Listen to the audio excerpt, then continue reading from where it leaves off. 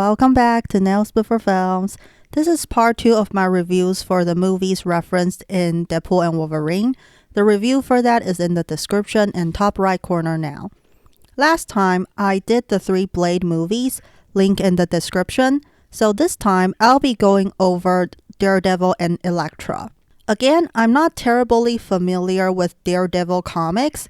I only know the basics, like he's a blind lawyer, and Elektra is his opponent, ally, love interest. So my thoughts on the 2 movies will be the perspective of someone who doesn't know much about the source material. Let's go over Daredevil first. I actually watched the director's cut of the 2003 Daredevil, which is supposed to be better than the theatrical release, but I still find it boring. The whole thing is just unfocused and I was never invested in the story when watching. Everything is lacking in this film, from the conflict between Daredevil and Kingpin to the romance between Daredevil and Elektra. Throughout the film, I didn't find Kingpin to be a big threat at all. The movie never clarifies why he's a threat and we don't even know what evil deed he has done. It's all very vague. We just know that he's the Kingpin, a crime lord or whatever.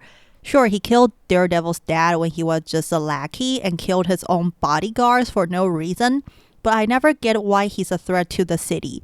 Like, what major crime has he committed? Because the film never built up Kingpin to be the big bad, I wasn't particularly interested in watching Daredevil take him down either. Besides, it's not like Matt was actively looking for his father's killer. I would be more invested if that were the case. Anyway, Kingpin is just really generic. There really isn't much to like about him. Besides Kingpin, the secondary villain, Bullseye, isn't good either. He's got more of a personality, alright, but he's also extremely annoying. The whole homicidal maniac thing is just too over the top and not charismatic at all. However, I would say the fights with Bullseye are the more interesting part of this movie. His fight with Daredevil is way more entertaining than Kingpin and Daredevil's. But there is something about Bullseye that bugs me in the movie. Before he fought Elektra and Daredevil, he told Kingpin that he wanted a costume too. And I was like, oh, are they going to give us the black mask with a target on his forehead?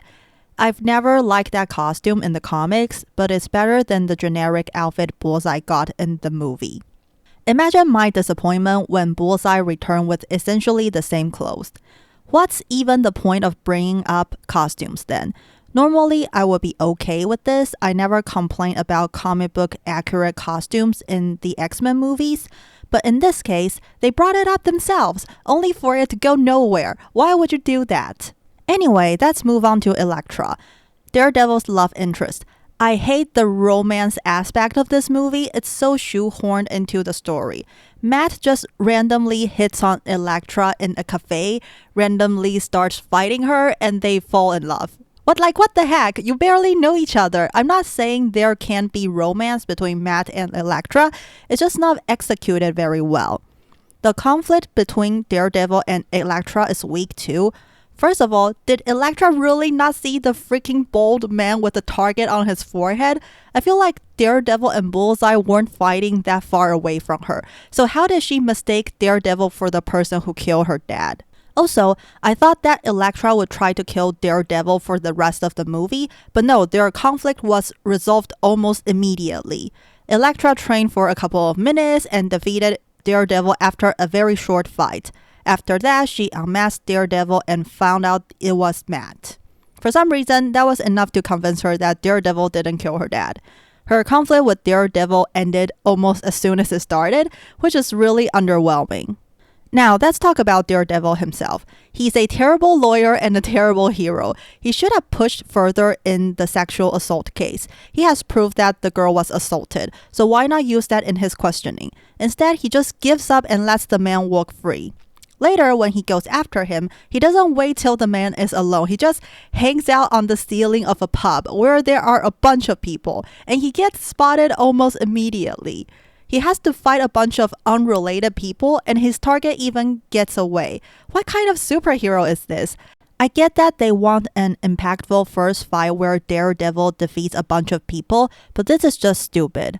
I do like Daredevil's origin, and the part with his dad is pretty endearing, but after that, he sort of becomes blind Batman who has no money. And it's silly how so many people know his secret identity in this movie.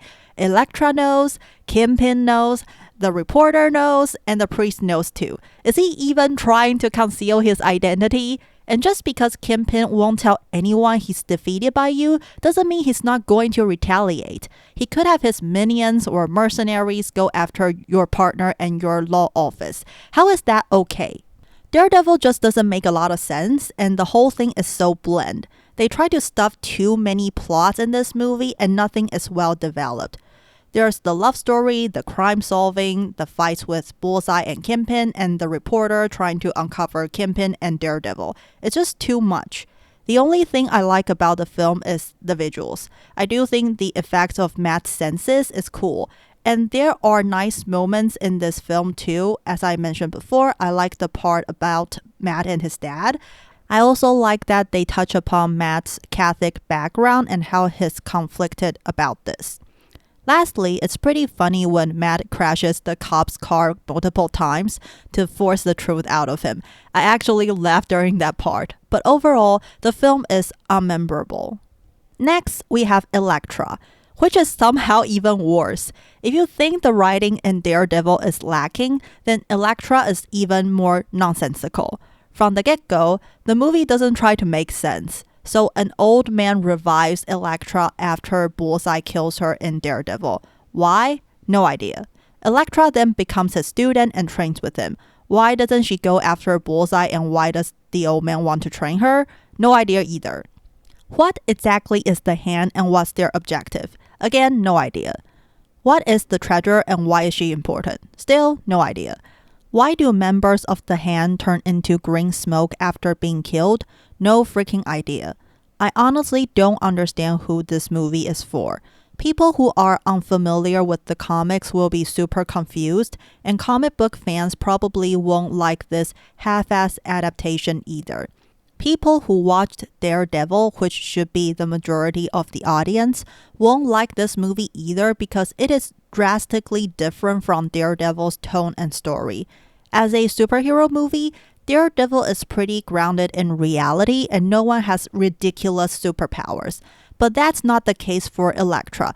We have people turning into green smoke, a man with tattoos that come to life, a poisonous woman, and not to mention magic that can revive people. Elektra is just a very disjointed movie. It wants to introduce all these new concepts, factions, and characters that were never even mentioned in Daredevil. It also wants to develop Elektra's character by making her get over her mother's death, but she doesn't even seem that beat up about it in Daredevil. And what about her dad? Is Elektra over her dad's death already? The only part of this movie that I think is okay is Elektra's relationship with Abby. While Abby is pretty annoying at first, it's understandable once you learn that she's forced into hiding and her mom was killed because of her.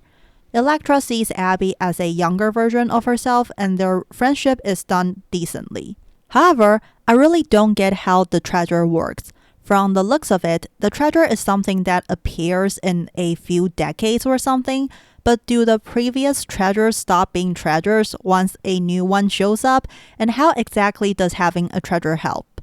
It seems to me that treasures are just girls who are better at fighting. Does having them really make that much of a difference? And I don't understand why Kiriki only killed Elektra's mom but didn't attempt to take her. Wasn't Elektra the main target? Why kill her mom but leave her?